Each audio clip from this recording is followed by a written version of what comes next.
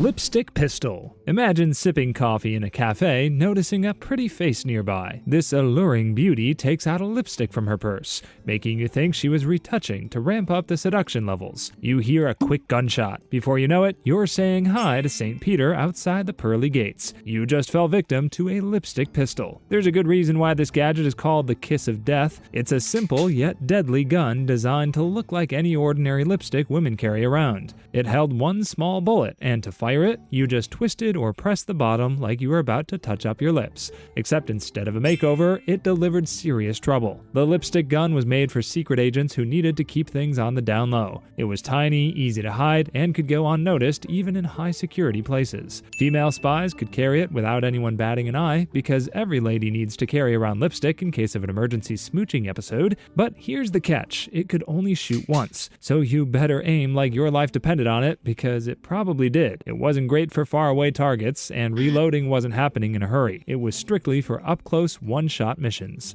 Cyanide teeth. Let's say you're a spy on a very sensitive mission where the fate of the entire world is at stake, but you made a mistake and got caught by the enemy. They're ready to interrogate and make you squeal every secret your country has, including the president's bowel movements. With no choice left, you crunch your teeth and fall to your death. That's a cyanide tooth in action. These sneaky gadgets were fake teeth filled with a deadly poison called cyanide. Spies would keep them in their mouths as a last-ditch backup plan. If they got caught and things were looking bad, they'd crunch the tooth. The poison worked super fast, quicker than you can say top secret. It stopped your body from using oxygen, so it was like tiny people were choking the life out of every cell in your system. However, the idea wasn't new, because the concept dates back to World War II, when the Nazis and the Allies had cyanide teeth and other secret gadgets. Some had pills or needles too, like the world's most dangerous survival kit. But cyanide teeth were not foolproof. They could break accidentally. Imagine eating lunch and suddenly unaliving yourself. That made them risky to carry. Also, some spies hesitated to use them because the fear of meeting your maker wasn't very easy to overcome, even when someone was about to torture you to death. Shoe transmitter. Back during the Cold War, everyone was super paranoid. It was like a giant, very tense game of hide and seek with spies. People are worried about secret recording devices everywhere, but no one thought to check inside a shoe. Yep, spies hid tiny listening devices in shoes. These sneaky gadgets were called shoe transmitters. They were small enough to fit inside the heel of a shoe, like a secret hideout for spy stuff. Inside was a mini microphone and a battery. The mic listened to conversations, and the transmitter sent the sound to another spy who was probably sitting somewhere with headphones on. Imagine you're Jordan, secretly listening to every conversation you make. It was in 1960 when people found out about this shoe trick. A U.S. ambassador, Henry Cabot Lodge Jr., showed the United Nations a shoe with a transmitter in it. The shoe belonged to another ambassador who had no idea he was walking around as a spy's secret radio station. The Soviets got caught red-handed, and it was pretty embarrassing for them. But it also showed how they were sneaky enough to hide gadgets in your sneakers. Now, these shoe gadgets weren't perfect. The batteries died quickly, and the microphone couldn't hear from very far away. Plus, if someone had the right tools, they could find the transmitter. Still, it was a big deal because instead of checking your shoes to see if you stepped on something nasty, you might have to check for spies hiding under your heel. Umbrella gun. Umbrellas are great for staying dry in the rain, but some umbrellas have a deadly twist. Meet the umbrella gun, a spy gadget that looks normal but could secretly kill someone. So instead of protecting you from rain, it allows you to rain death down on an unsuspecting victim. Here's how it works. The umbrella shoots a tiny pellet, smaller than a sprinkle. This pellet is covered in a poison called ricin. Ricin is super dangerous. It sneaks into your body and shuts down your organs like a kid rage quitting a video game. And guess what? No extra lives. No cure. It's basically an assassin's best friend. The most famous umbrella gun attack happened in 1978. A man named Georgy Markov, who didn't like Bulgaria's government, was waiting for a bus in London. He felt a quick poke on his leg and saw a man with an umbrella walking away. Georgy thought, weird, but whatever. A few days later, he got really sick and died. Doctors found the sneaky ricin pellet in his leg. The KGB, a Soviet spy group, was blamed for this sneaky stunt. Like magicians, they were experts at making enemies disappear. They didn't like Georgy speaking out against their friends in Bulgaria, so they made sure he stayed quiet forever. So the next time you see someone with a fancy umbrella, maybe just hope it's for rain, not for secret spy business. Rectal concealment kit. Imagine you're a spy on a high-stakes mission. You've got secrets to protect and enemies lurking everywhere. But instead of a fancy watch or a pen that shoots darts, your secret weapon is in your behind. Meet the Rectal concealment kit. Yes, you heard that right. This odd gadget was a Cold War creation designed to help spies smuggle essential tools without getting caught. It was basically a small metal tube about the size of a cigar, packed with items like maps, tiny compasses,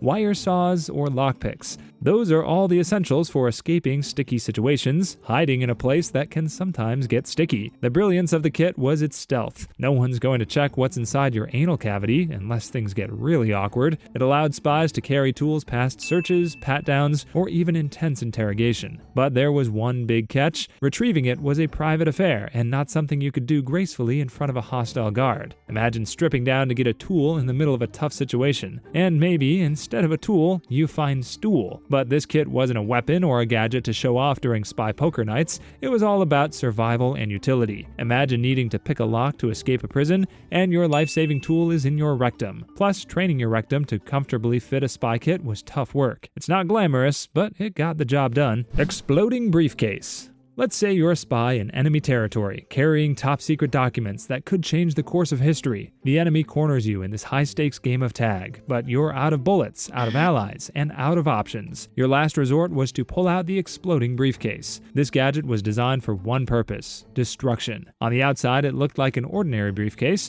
but inside was a powerful bomb. The idea was that if the enemy captured you or your secrets, you'd detonate the briefcase to destroy everything, including yourself. It was the ultimate no loose ends tool. The exploding briefcase came into play during the Cold War when espionage was at its peak. Both sides, CIA and KGB, used such gadgets to keep their operations under wraps. Some models had timers, while others had remote controls or triggers hidden in the handle. A twist of the latch or a press of a button could turn the briefcase into a prop in a Michael Bay movie. But it wasn't perfect. Accidental detonations were a risk. You think you're just clutching on the briefcase's handle, but end up offing yourself in a huge bang. Also, carrying one made blending in harder. Nobody wanted to be the only guy sweating bullets at the cafe because their briefcase was a bomb. Still, the exploding briefcase was one of the most interesting gadgets of the Cold War era, and was a reminder that the best secrets are the ones you need to go up in smoke. Acoustic kitty. Cats are great for catching mice, but one cat was used to catch secrets. That's where the Acoustic Kitty, a Cold War spy gadget, comes in. It tried to turn a real cat into a mobile listening device. Instead of purring, it was meant to eavesdrop on conversations. The plan was to surgically implant a microphone in the cat's ear and a transmitter in its body. Its tail acted as an antenna. The idea was to let the cat walk around unnoticed and pick up juicy Soviet secrets. Cats are sneaky, which makes them spy material. They are also cute and harmless, as long as you don't look like a mouse, making them an ideal spy to plant in sensitive areas. But the CIA wasn't exactly right about this plan. The project cost millions of dollars and years of work. They trained the cat to follow specific routes. Finally, it was time for a test mission. The target was two men talking on a park bench. The cat was released, but wandered into the street and immediately got hit by a taxi, taking all of its 9 lives with it. The mission failed before it even started. The CIA eventually abandoned the project after understanding it wasn't a perfect plan. Cats, it turns out, don't care about espionage. They care about food, naps, and doing the exact opposite of what you want instead of any of that Cold War drama. Exploding cigar.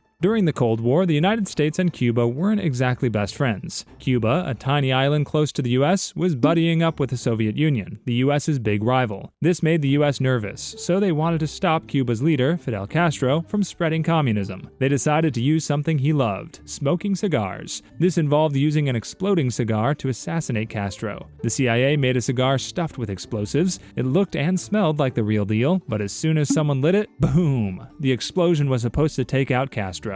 It's not exactly sneaky, but it definitely would have made a statement. But the gadget had obvious flaws. It relied on perfect timing and access to Castro's personal cigars. A spy or an inside man would have been incredibly sneaky to find a way to pull off the old switcheroo and replace one of Castro's cigars with an exploding one. If they messed up, everyone would know. Plus, imagine how awkward it would be if the cigar exploded near the wrong person. As expected, the plan failed before it could be put into action. The exploding cigar never even made it to Castro. Maybe the CIA gave up, or maybe someone stopped the delivery. Either way, Castro kept puffing away, living until he was 90. Meanwhile, the exploding cigar became famous as one of history's silliest ideas. Tear gas pen.